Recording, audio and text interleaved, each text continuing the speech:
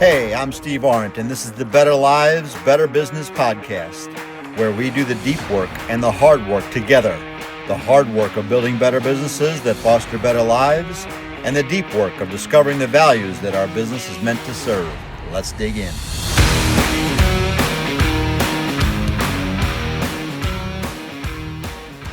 Hey, Steve Arndt here. Super glad you could join us again for the next episode. We have a very special friend of mine, special guest today, Dr. Joe Ogile. He's a physician, he's a real estate developer, an entrepreneur, runs sleep labs, research labs. He's a professional speaker, and the list goes on and on. But most importantly, a dear friend of mine for almost 20 years. And in the last 6 and 7 years, we've spent every Wednesday morning together with a group of entrepreneurs, just getting to know each other, doing life together, doing the entrepreneurship thing together. It's been awesome, and I am super privileged to have him on our show here today to share with you Better Lives, Better Business. Dr. Joe, thanks for being with us. Steve, thank you. Thanks for having me. And I would only reiterate the best part of your very gracious introduction was us getting to spend Wednesday mornings together, because I can tell you it's a highlight of my week every week. And hearing your wisdom and sharing your thoughts are really a highlight to me. So thank you for including me. Well, you're welcome. It's turned out to be a very collaborative sense in our Wednesday morning. It's been 7, 8 years ago, I think, hasn't it? Yes, it has. Yeah. Remarkable, actually. You and I have known each other for 15 years plus, probably almost 20 now. The years fly by. Yep. I would say that's about right. Yeah. You immediately found that we were so unstructured, you couldn't deal with it. So Joe calls me the structure guy of the whole thing. So it's all true, because the reality is I'm the unstructured guy, and that can be repulsive for many people. So that's good.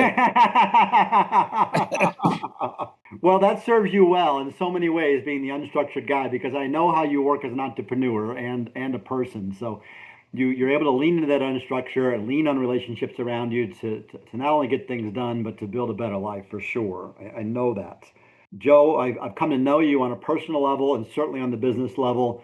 We've been friends together in the group called Entrepreneur Organization, EO, and I talk about it a lot on the show. And really, EO is all about teaching people who run businesses and entrepreneurs about not only how to run their business, and if they want to scale, they can scale, but be more effective at the business, but really talk about the other side of life also. You know, what's going on there? Because people talk about this in terms of life balance, but through the years, I almost don't even like the word life balance, because I feel like if your personal life is not interwoven into your business life, and your business life's not interwoven into your personal life, it's too hard as an entrepreneur to build fences around it. Because the phone does ring in the middle of the night. The phone, and you got to go do something in the business, and you got to walk away from your family, and you also got to walk away from your family to walk away from your business to be with your family. So it becomes a life, and I think for me, Entrepreneur Organization kind of showed us that. And I know for sure, knowing your story, that you've lived this. What's been your experience? I'm really appreciative that you brought this up as a part of our conversation today, because I think that's a very interesting observation on your part, which I'm not sure we've ever really explored. But one of the things I always tell people is that all business is personal. The reality is, to your very point, your personal life is totally wound up in your business, and vice versa. That to me is the part that I think I've had to make healthy for me, to make sure that those two things can be symbiotic together, work together, that your personal life, they understand what we're doing and that it matters, because what we do does matter. And by the same token, if people understand what you're doing in business and that it's important that it matters also, that gives you some grace to do things in your personal life that aren't so obvious to people who aren't in business or aren't entrepreneurial. And so I think those things go together, and the whole work-life balance issue, most of the time I've probably failed at that, because I'm not sure that's something I really totally understand.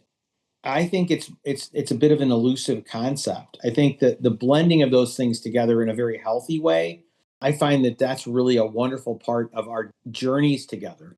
You know, and I really enjoy having met Becky through your business and your family and so forth. And that adds so much to the richness of the experience. And the same with not only employees, but patients, other people you work with. sharing bits of your family, or I share bits of my family with them, and they reciprocate back. It adds to the depth of what we're trying to do. It's not a substitute for it, but it really adds a depth to it and gives meaning to so much of it. So I I really appreciate the point that you're making, which is this whole work-life balance conversation is difficult at times, and maybe it's sometimes a little bit misguided. Boy, what I heard you say, what really kind of stuck out for me multiple times in your conversation there, you talked about doing what matters, not only in your work, but in your life, and kind of blending those together. Well, in purpose, ultimately, again, depending on where people are in their own personal journeys together, if your business has meaning to you and gives you purpose, then by definition, your private life, and many times will get purpose from that as well. That there's a blending together of that. My family tends to give me a lot of leeway and understanding about what is going on because they most of the time can see the purpose and the meaning behind what we're trying to do and I'm trying to do. Now, not always. Sometimes they're not so happy or they weren't so happy when they were young and I had to go work on Saturday and Sunday. That wasn't probably the highlight, but there became an understanding of what that was about. And I would take them with me. Some of the nurses still remember when I brought my daughters, who are now in their early 30s. I brought them in when they were little bitty girls in their Barbie bikinis to the ICU to go see a patient. That the kids remember that too, and they said, "Yeah, we went with you to go help take care of those sick people," and they were part of that experience. And I think that's affected them. They've both gone into the helping professions, and I think there maybe some of that rubbed off on them. One's a nurse, one's a school teacher, so they get the idea of being a servant leader. I think some of that exposure is helpful. Well, I've known you for a long time, and we can talk about business. And very quickly, when you're speaking, your compassion for other human beings comes out. It takes about 2.5 seconds, you know. And we talk about your business and your real estate development and some other things that you're doing, but you really light up when you talk about being a physician and that compassion and doing what matters. I think for you is about helping people. And it touches my heart when you talk about your kids having gone in on a Saturday when they could be doing something quite different, like doing cartoons, and you were kind of writing on their heart. At some level, those experiences, they got really quick, that dad's doing more than a job. He is doing something that matters in this world. He's helping people heal. He's helping people live. I And would agree with you. I think that, and I have to say, with truthfulness and humility, I wasn't necessarily doing it for that direct way. It was just a way I wanted him to be part of my life. It was a way that we could do that in the context of what we were trying to do. But they also saw that it was valuable, right? So all the kids would go in and they tell stories about, well, at least 4, if not 5 of them going with me. And we'd have to stop in the doctor's lounge and then they'd talk to the doctors and they'd get a little bit of lunch. And then we haul around to see some of the patients and what those interactions were like. And then as they got older, most of them ended up working a little bit either in or around the office and interacting with patients, and the patients telling them their stories to some degree, and gradually getting some of the value of that. For the young people to see that and experience it, to be told by a patient, "Hey, this is what happened to me," and they see the intensity of the feeling of appreciation from that patient to a child and said, "I got better because of this." I think that that's powerful and it's real. you and I know a lot of entrepreneurs across the country, across the world, and it might not be so easy for some entrepreneurs to walk into their business and be greeted with such compassion like you. I mean, you have sick people in front of you, and it's pretty clear I'm going to help these sick people, and my heart's in that. Mm-hmm. I owned a manufacturing company, so I walk in and they're like grinding out widgets, you know. And there are many days that I walked in, like, how do I be compassionate towards a machine that grinds out widgets and the guys that are doing that? And it was difficult. But the days that I lost track of that, I think I lost track of my soul. That's interesting, Steve. That's quite an observation on your part. Yeah, I wonder. I just wonder what kind of words you might have for somebody who's looking at their business and just saying that I'm here to serve this business, and eventually it's going to serve me in some way. But I'm Mm-hmm. just going to be here. I'm going to make a lot of money, or I'm going to spend a lot of time here, or I'm going to build an empire, or whatever. And it's kind of a one-way street. I think you and I know a couple people that have gone down that road, and Mm-hmm. it may or may not have panned out well for them. It's hard to talk about it because it has panned out well for some, least on the surface. But combining that sense of compassion with your business and your day-to-day life and finding out what matters. Well, I think you're getting at the core issue, which is when we look at different businesses, I would postulate that there's typically some core value that's coming through whatever the business. I mean, look at your business. You had this successful business making washing machines for tents. The downstream of that is those tents for the customers you're serving are being used for family parties, weddings, corporate gatherings. That couldn't happen without what you did with Tico, right? Somehow it's to capture that brings that into your spirit every day to your employees and to let them know, hey, what you do matters, right? I've made it a bit of a habit to when we're going to do different things.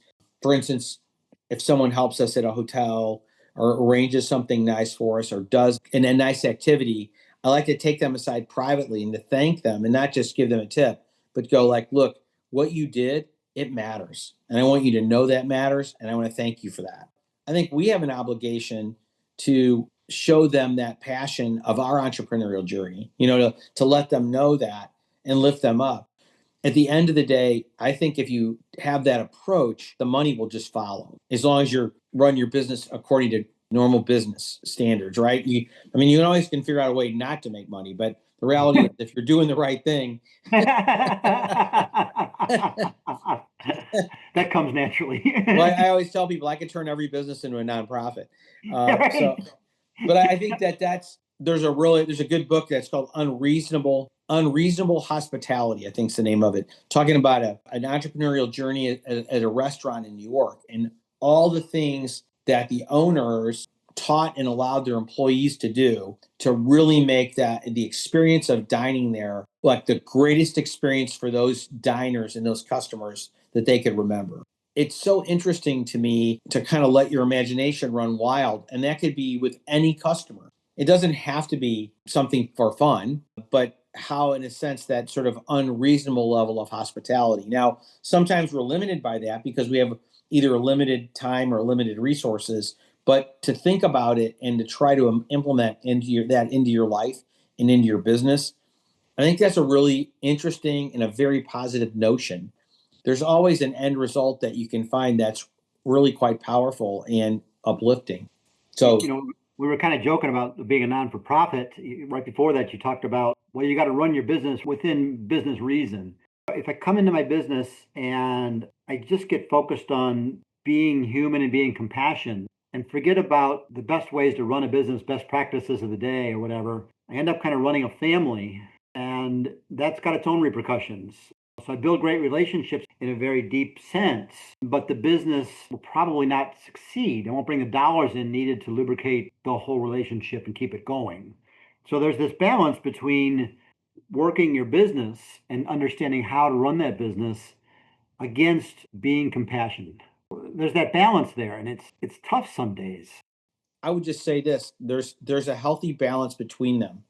And I always tell people, Steve, that, and I've told you this too, I'm a terrible manager at times because some of the tougher kind of things that have to be done relationship wise in business, I'm a little bit slow on the draw.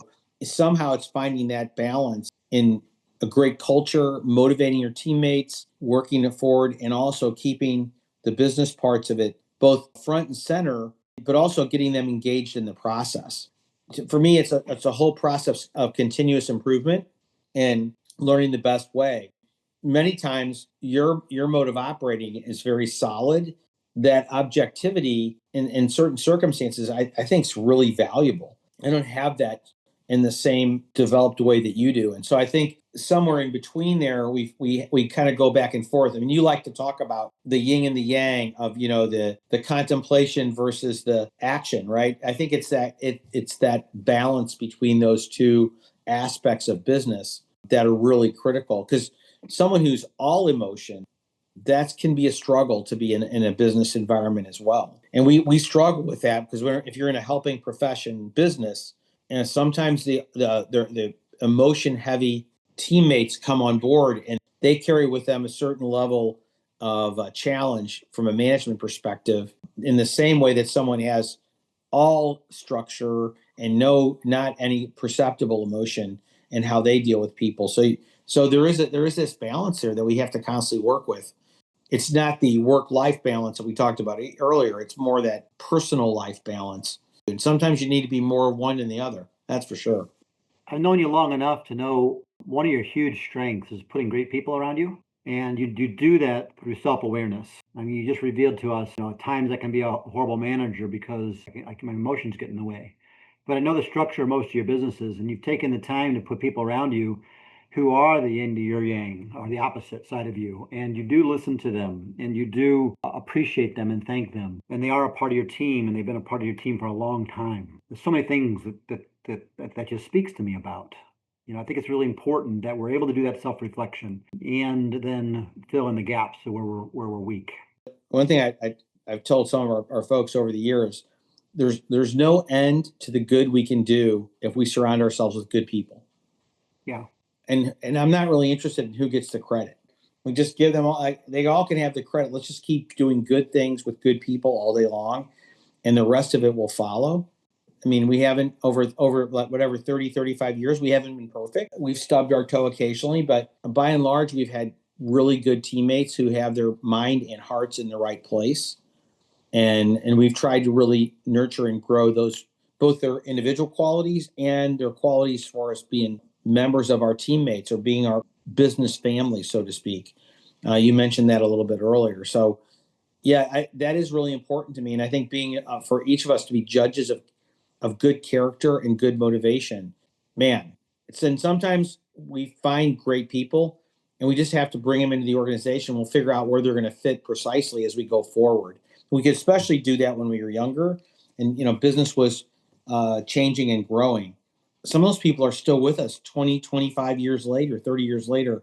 It is very satisfying to have those long-term relationships and work on our overall goal and mission, which is where our goal and mission is ultimately patient care and helping with patient outcomes and providing top level service. And so they get that. They see that that's our focus.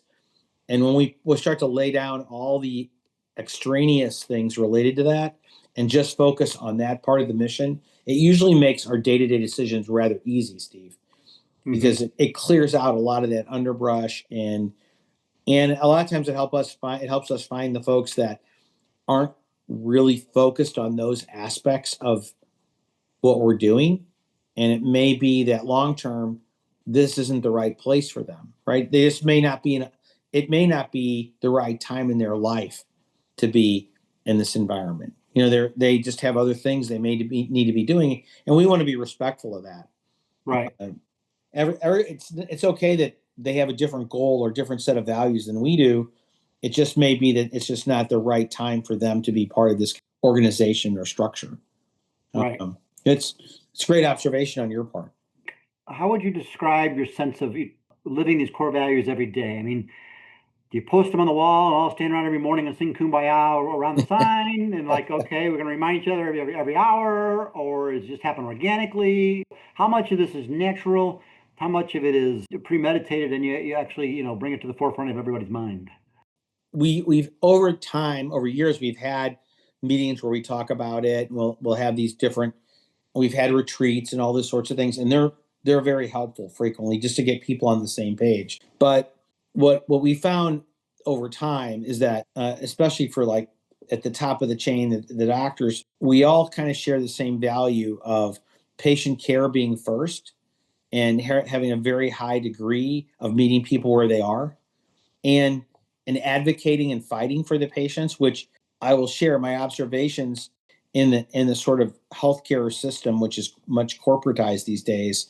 There isn't as much advocacy and spirit around fighting for patients as there used to be. And I'm not lamenting that. There's reasons that things are the way they are, but we want to really do that. And our staff and team members, I've learned by both talking to them and learning from them that if we respect them and include them in the process, they are uplifted and they want to help with that process and that fight to advocate for the patients. And that's where it really does trickle down. And I think it gets to the whole aspect of living it and to being a servant leader. And we've talked about that. It's such a great part of our weekly meetings that we have with our group, Steve, you and I, because ultimately a lot of that is around how we live out our values day to day. And when we're living them out the best we can, people notice that and they want to come along for that. Our people that have been with us a long time, they know we have to try to help get the patient this medicine, get them this appointment, but they want to participate in that process. In turn, when the patients come back, when they either come and they're much better, they're very elated, they're thankful, they appreciate what's been done, or they send us a note or they call and thank us. I want to make sure that as many of the people in the office, they can be involved in that part of the care too. So if they're in the office, I'll frequently get one of the employees who is involved in their case to come up to the front. And, Mrs. Smith or Mr. Jones is here. I want you to hear what they have to say about all the work you did to get them better. And I'll bring the person up and they'll thank them. Oh man, you were so wonderful to me. None of it is them thanking me. It's all letting these people know, because they're the people doing the work. You helped set up this test for me. You called the insurance company. You did this and that. Well, they're out of the line of fire. They're not used to being thanked. Right. And so it is an amazing thing that it does to the esprit de corps of the patients. And the patients need to be thanked, or they need to be appreciated, right? So I use this story when I teach. A lady came in, very nice lady. She'd lost like 40 pounds and she looked downtrodden. And I said, "Hey, way to go. You lost that weight." And she's like, "Well, I was told by somebody else, yeah, you lost 40 pounds, but you got another 100 to go." She was just kind of broken. Yeah. I said, "Okay." So I went and got all the employees in the building, everybody I could round up. We all went in a room. We filled the room and we all gave her a round of applause for all her weight loss. That's awesome. And she walked out of there. I don't think her feet touched the ground the entire time that and you know what? That's what she needed. Right. And that sense of belonging, the sense of community, the sense of being in this together, we're behind you. I mean, we can't do it for her. Right. I think at all those different levels of the organization, I think if we include people in that process, it's kind of like when you and I talk about gratitude. It's like the gratitude chain. It's easy to get the gratitude when you're at the top, but Right. I mean, yeah, you pay them to do that, right? Right, exactly. So, but let's get all the folks in the chain that are forgotten, that aren't going to get the gratitude, to give them as much of that, when they leave that office. That brings them in motivated to do it again the next day and the next day and the next day. And that supersedes getting, a lot of the economic benefits that we really aren't capable of giving them or giving ourselves. But it's powerful and it's meaningful and it keeps people engaged. So core values, you're the leader of the place. You, in so many different ways, non-formal ways. That's what I'm hearing you say. Mm-hmm. Say hello. Get somebody in the room to really lift this patient up. Lift up this employee. So because it's written on your heart, you do it in so many different ways throughout the day that you don't really have to worry about formalizing it. Yeah, we have not. I think that's well said. It's loosely formulated. Although I always tell people, one of my core value for our business is for us to giggle as much as possible every day. So if we bring some joy and fun to each day, that's a core value as well. And Yeah. and the patients, I mean, I heard it 3 times today from the patients. They go, "I always feel so uplifted when I come here." Yeah. Wow, that's awfully nice of you to say that. And I think I think they were saying that because they really felt that way. I don't think they were telling me that because they knew I would like it. To your point, it helps with everything. Let's switch gears a little bit and Yep. talk about the business side of things, kind of nuts and bolts of running the business. I'm going to get this a little bit wrong, so you're going to have to fill in the blank for me. You are one of the only independent physicians offices left in the city, or very few. All the rest of them have been part of bigger corporations. Is that correct? Yes, certainly. We're certainly not the only, but we are one of the few and diminishing independent practices in the region. Yes. Right. And that's kind of it's my understanding it's more of a business reason because the cost of doing business for the independent has just gone up so much and the scaling of the bigger guys, they can do so much more because they got so much more resources. So the momentum they're gaining makes it harder for the smaller guys to stay in business. Is that right? I think that's a reasonable assessment. Yeah. Yeah. So, the fact that you're able to wake up every day and maintain this compassion and maintain the business model is certainly something to look up upon, at least from the outside. And I know for sure that, without getting into all the details, you're constantly looking at those nuts and bolts of that, the numbers, what does it take? And you're constantly having to reinvent yourself because that whole field you're in is moving very quickly. It's moved very quickly in the last 10, 15 years. Mm-hmm. And you've had to move just as quickly to pivot on certain items, specialize in this and get away from that, whatever, just to live in the passion. Yeah, I think you're spot on. A lot of forces out there, which we don't need to go into for the sake of time, but that have really overall have made it emotionally and mentally and financially difficult for people to be independent. We've made a decision just to stay independent for various reasons, even though it's difficult for all the same reasons. One, we already were independent, so we understand how that works. We've really worked at cost control and trying to be creative, and we're continuing to do that, being both efficient and as patient-centered as possible. What it does allow us to do by staying independent, though, Steve, is we've kept the patient at the center of our experience. And so by doing that, we've tried to really be cost conscious about things that do affect the patient, but try to strip out the things that are not that important to the patient to keep costs low. And I know that sounds a little abstract, but there's a fair amount of things that we just don't need to do, which don't affect the patient experience. We continue to work on that. Our goals continue to be rather near term. One, because the field's changing so rapidly that looking out a year, 2 years, 3 years, that's about as far as you can see. Secondly, we're older. And so our timelines and time horizons are going to be very different. And the economics are changing for all the corporate leaders in our communities and what they're trying to seek from healthcare organizations. They're tending to contract with bigger and bigger organizations because that's the world they understand, right? Right. They're corporate people. They want to contract with big corporations. We've chosen to try to be the mouse that's dancing with the elephants. and and while that's a little daunting to do that, by doing it with certain niche areas of our work and being very, very good at them and being at least perceptually thought leaders in our field and then our research and to do research that patients are interested in, so far that's worked for us. And really to be the leaders in our community. I'm from St. Louis. I'm from southwest St. Louis County, and I've been determined to practice there, and I've been fortunate enough to do it and to share the lives of so many friends, neighbors, their parents, now them, their children. That excites me every day. Right. I think that's a great blessing. I hope everyone gets that chance in their life, but I get the sense that they don't. But you got an interesting business model there because unlike me who makes a widget or somebody who does a service like setting up tents or whatever, we can kind of change a little bit as the marketplace changes. I can buy bigger tents or smaller tents or do a different style tent or make a different kind of a widget. But as your business model goes on, and your options are less and less every day. Your revenue coming in and it gets stripped away. You have no choice. You can't do it. You did find a little niche, and you're playing in that niche, and that part's serving you well.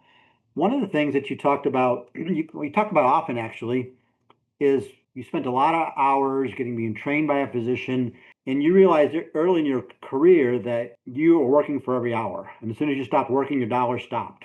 Mm-hmm. And you often talk about that in terms of, that's where you decided to kind of become an entrepreneur outside of owning your own practice, but getting involved in real estate development and some other stuff like that, and getting on some teams of people to help you with that. I know a lot of our listeners out there are solopreneurs, whether they're out there putting a tent up by themselves got two or three people working for them. As soon as they stop or they get hurt, the business kind of stops.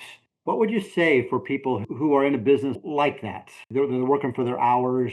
I'll even add into a little bit. I know there's a hot button for both of us. Is it's word scaling. Mm-hmm. Do you scale? Do you not? Should you stay happy with working for the hours? Nothing wrong with it. What would you say about that concept? Sometimes we talk about, exchanging time for money. And that's effectively if you're in a personal service business, which is what healthcare is, right? It's personal service. There's a limit to what you're going to be able to accomplish economically, which is fine. Okay. In my view, but if there's some other things you want to accomplish or you need in the business itself to maintain it, then what are the avenues of that particular business or lifestyle that will allow you to have some additive income that's unrelated to your personal time? We weren't quite that incisive about how we did it, but that is effectively what we've done over the years by expanding into, for instance, testing, equipment, research studies, and then real estate to some degree. But these other things all became add-ons in our revenue streams. They're individually relatively small, but they add up to being the difference between surviving and not surviving. And I would theorize with you that in each of our businesses, in each entrepreneur's business, there are things like that. I remember when you were working on some of the things you were creating that were unique, that were in addition to the washing machines, various products that you were selling, but they were related to your business and didn't involve you necessarily exchanging time for money. They are products you were selling. I think that's very helpful to do that. But sometimes if you try to scale too much, it's been an observation that there's significant risk that is not as well appreciated by the entrepreneur when you take on the challenge of trying to scale. And it can either result in your own destruction or the destruction of the company. In retrospect, you say, well, gosh, I was doing okay before I did that, right? And this idea that if we don't, quote, scale, just get bigger, that somehow we're failing. And I think that's a tough thing to talk about and to work through, because if you have a good business you're enjoying and you're working and it is more personal, then when is enough enough? When is it okay? I think only individuals can answer that question, but I'm not willing to look at somebody and say you failed because you grew your business, but you didn't scale it to other cities or to multiple locations or something like that. So I think that's a tough thing. And there is some entrepreneurial culture that I've noticed around that concept of to scale or fail. And I've come to believe that I'm not sure the scale or fail mentality is the healthiest thing for all entrepreneurs. Maybe for some, but I think for me, it would not be the right thing for me to do. I suspect for you, you might share in that view based on how you've lived out your values. I love the word scale or fail. I never really put those two together, but it does sum it up. For a lot of my life, I had a little small business and I didn't scale it on purpose. Mm-hmm. There were many times where it was tough to go into a cocktail party, especially if I was going in with the entrepreneurs who were growing. Because inevitably, I try to stick my bravado out there and, well, I'm big and all this, and I knew I wasn't, So I wasn't hanging with the big dogs in essence, and it was a bruise to my ego at sometimes. And my wife would always come to my rescue and say, "Wait a minute, you chose not to do that. You chose Mm-hmm. to go this way in life and focus on some other things in addition to your business." It didn't make me better or worse than them. In fact, I felt worse sometimes when I was with them because I was jealous and envious and all those things that kind of drag you down real quick. It came, unfortunately. I've got an awesome family and I've got awesome children and wife, and that stuff takes work. And I know that sometimes that is overlooked and discounted. That that'll come someday, or it'll be here someday, or I'll get to that type of work later. Or it's really not work at all. It's just part of living. Mm-hmm. Have a marriage that works, or to have a relationship with kids that work. But there is this balance. I love being an entrepreneur. I love the creativeness of it. I love the fact that I can go out there and create anything, any amount of money that I want, any amount of widget that I want. I can help as many people as I want. So there's this blessing in that. You're getting sucked into that blessing and really, it's like a drug. It really is like a drug because there's days I wake up and I could do this and I could do that and I could do this and I start going and suddenly I forget about everybody around me. I don't go to Wednesday morning group with you guys, or I don't pay attention to my wife, or whatever. So there's this fine line that I'm passionate about this line, Joe, and I love being with you guys on Wednesday morning because you're walking the same line. We walk it in different ways because we're in different circumstances, but to me, that fine line is so hard to articulate and so hard to walk, but so worth the walk. Well, It doesn't mean you got a small bank account or a big bank account. It doesn't mean that, right? It can mean either you one. said something really important, Steve, is you use the word create. What I perceive that you captured and have lived is the entrepreneurial part of it is really our chance to express our creative sides. It's in the creation of the business and the creation of the process and the creation of some wealth creation from the business. But you don't have to scale the business up for it to be a successful thing, right? Because not every business can be scaled. I think that we're a bit misguided, and I think you are a prime example. I've always been a big fan of what you've accomplished in business and in family, and I think you're one of the richest guys I know. I just think that what you were able to do with both of those things together and how they balance each other and fed each other is a remarkable example. I'm glad that you're bringing a sharper light to that sort of behavior and that sort of goal setting as it relates to our business lives. It isn't just how can I make my bank account so big and then ignore, I guess, much of the rest of your life. That conversation is one that the people are ready for. They probably need to have. I'm not sure it's the most comfortable conversation. I know as I've struggled through it during my career, sometimes it's not so easy to hear some of those things, but I commend you for bringing it forward in such an upfront way. It is a hard line, and you picked up the word creative, and as you're talking, I was thinking about early in our conversation, we were talking about the word compassion, and earlier you talked about my words, not yours, but the sense of compassion. If I go to work every day and have compassion, the business will work. Mm-hmm. And to a great degree it will, as long as, like you said, I got the basic mechanics of a business down, right?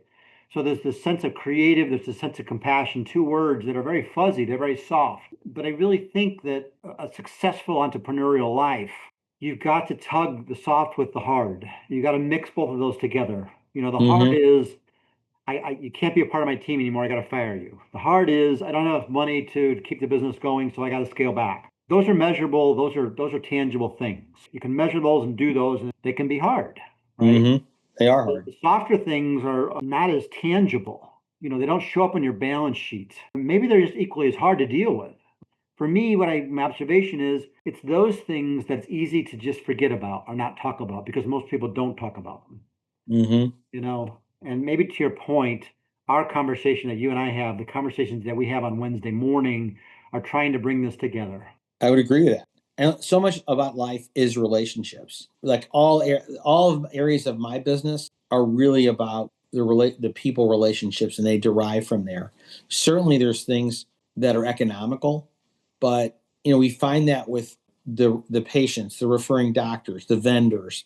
You can just list all of it on, and some of it, a few aspects of it are a bit cut and dried, but a huge portion of it is how is your relationship with that person? What are they providing you? How are they providing it? And how are you making sure that they win too? I was watching something last night and they were talking about this person in business who's a bully. And a person that worked for that person said the person's goal isn't just to win, it's to destroy and devastate the person that he does business with. That sounds like a terrible life to me. Right. Where I think we want to make it so if we can, all the parties win. We get what we need and what we want. The other party gets, what they really need and want. And at the end of the day, if you accomplish those things together, the parties end up being happy together and even doing more and better business as you go forward. That to me is the goal. I'm not saying I'm perfect at it, but it's a goal to try to do it. And when it works, it's really satisfying, and people want to keep doing business with you because of it. And I don't know if you found that in your business life. I suspect you have. I absolutely have. I'm thinking about the word legacy as I'm listening to you. Mm-hmm. I know some business people who were pretty hardcore and they were out for themselves. I mentioned on one of my podcasts, I don't know, 4 or 5 times ago, where this guy was 83 years old and they found him in his hallway by himself, and he'd been there for a day or two, successful in business, but at 83, he had sold his business and nobody was there to even know that he'd passed. Mm-hmm. And the wake was going to be sparse, and it was sad to me. He was a hard driver and by all measures did well. He had a big bank account and did a big house and so forth, but the relationships really suffered. Mm-hmm. So it's a sense of legacy. You and I are a little bit further along in life. And we're looking at different things differently, but if I close my eyes and fast forward to 105 years old, most likely my body's going to have given way. I'm not going to go out and run marathons like I do today, or so I'm not going to be able to go out and put tents up and muscle through and make money. So that's going to be gone. So what is going to be there? Am I going to be lonely? Am I going to have people with me? Am I going to have a big bank account? Am I going to sit in a big house, small house? What do I want? What kind of legacy do I want? It's a daunting question for any of us. Yeah. And I think it's the right question. As time changes, it seems like that legacy switches a little bit. My view changes a little bit, as time changes. But probably the one thing that's consistent in that view, that kind of sense of what am I going to be at 105? What legacy am I going to have? Goes back to that sense of relationship. Mm-hmm. If I haven't built into people's lives and equally important, allow them to build into my life. Because if it's just a one-way street, they don't have a chance to give to me. I think that's the most fulfilling relationship. Mm-hmm. Like you said earlier, it's that in business we can do it. I want the vendor to be able to give to me, but as well as give back to them. So we both win. Yeah. But and even in regular life, right? Yeah. If you have relationships where the people that your friends, your family, when you're with them, you're both winning in the relationship, right? You're pouring into them, giving them love, affection, input. And what I find is it's so much of that's reflected back. It's humbling. Yes. I always feel like the more I give and I try to give as much as I can, I always get back more in return. I can't figure it out. I can't crack the code. And it doesn't show up in a balance sheet or even the bank account sometimes. Sometimes it does, sometimes it don't. Yeah, it's isn't it a weird thing? It is a really weird thing. But if I passed on today and that's all I had, I'd feel like I had purpose. I would feel like I've been a part of this world and moved the needle in somehow. Mm-hmm. Because I was thankful because I lived the life that you're talking about. Does it happen every day? No. And I think that's why we need to talk about it. Yeah. And it's okay if it doesn't happen every day either, because I think sometimes we're a little hard on ourselves. We have such high expectations. It's not really the expectation that you're going to have like peak days every day. That's tough. Right. I guess I've learned over time is guilt's not a very good thing in life.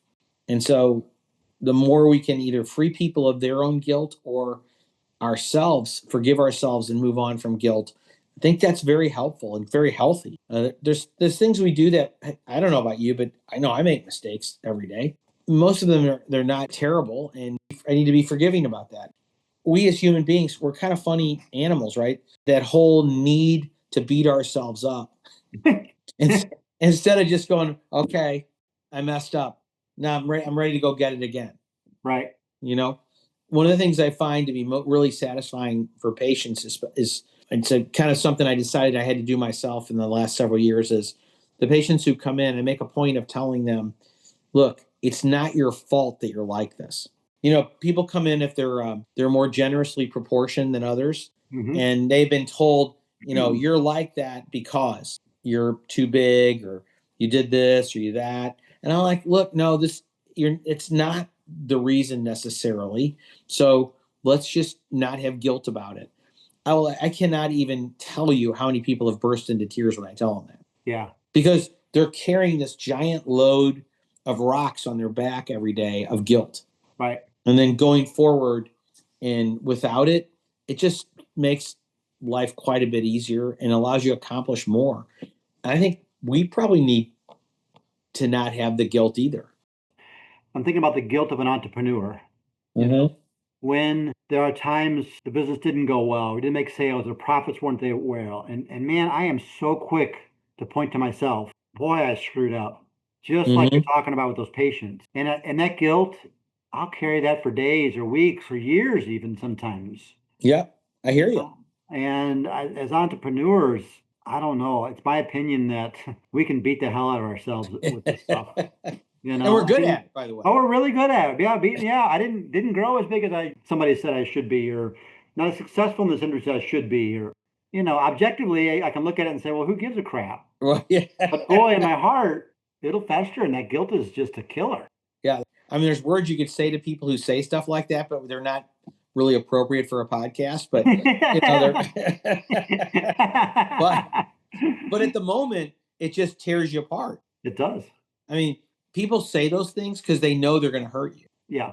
Yeah. And that I think that's an interesting part as we get older is being able to distill out those sorts of events as being what they are. Sometimes people you care about come up and say, "Hey, look, I need to tell you something, and I hope you'll take it the right way." Well, that's somebody that's really trying to touch you in a meaningful way. They're not necessarily trying to hurt you.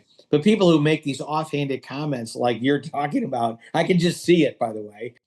Those are people, Steve, I call them emotional predators. Yeah, right. My favorite was we used to go to trade shows. You sit down at lunch when some people you don't know, and you're in this big trade hall, and like 30 seconds into it, the first question out of their mouth is, "Well, how much sales did you do last year?" Yeah, there you go. And that's the question. It's like The other thing that's interesting, and I think we learned that in our family business, which is at the end of the day, it's not the sales that matter; it's the profit. exactly, Right. exactly. And when you're in those conversations where they want to know your sales, they don't ever ask you how much did you make on those sales. Right. Right. I mean, That's totally you meet true. people all the time that have sales that are much less, but they're making more money. Yes, Well, that's somebody I want to know. absolutely. How did you do that? What did you go about to do it? Was there a metric that you used? All the things you want to find out. I mean, I'm sure you've met people like this. They somehow figured out and calculated if they did this amount of revenue, they would optimize their take home pay rather than being less than that or more than that. That's amazing to me. Yes. I'm just in admiration of people who can do that. And I'll have to say, at least from a medical practice perspective, we have not been that shrewd about that. That's probably a failing on our part. We still we're committed to being a service oriented organization, but I just admire people who can go through that intellectual exercise to figure that out.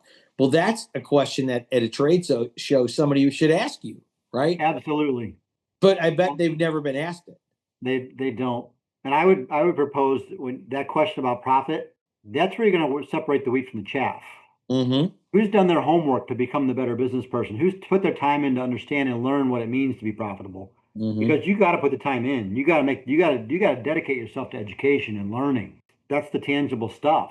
And when you can dial that in and couple that with, like you talked about earlier, what do I want out of life? You can optimize this little machine over to get you exactly the amount of money you want. So you're not spending all the time out there chasing sales. Those are the guys and gals in the world those are my mentors. There's a couple of fellows that were in specialties in medicine that I got to know. They were in the same specialty, and I met them in a couple different hospitals.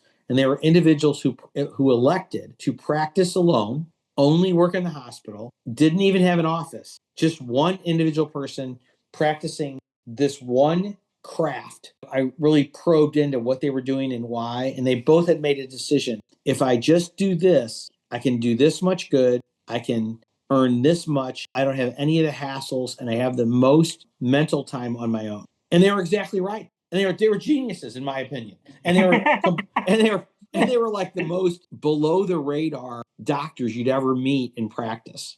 Uh-huh. Yeah. And I guarantee you, their top line was nowhere near the top line of the high performers in the other specialties in the hospital. Dollar top line. Correct. Exactly. But Right. their bottom line was probably not far off most of the others, but their bottom line of time was probably much greater.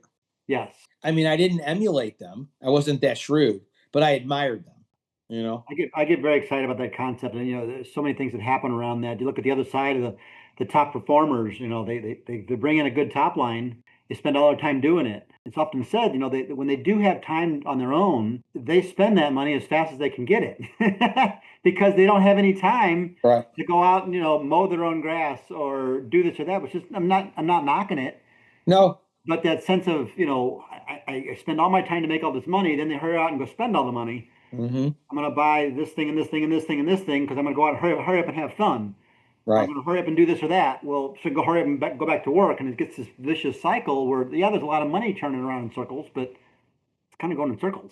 They didn't do Very what much they're so. talking about, Take the time, I do. back off, and do a little bit of deliberation. Where exactly do I want to go? Well, it feeds to your scaling conversation.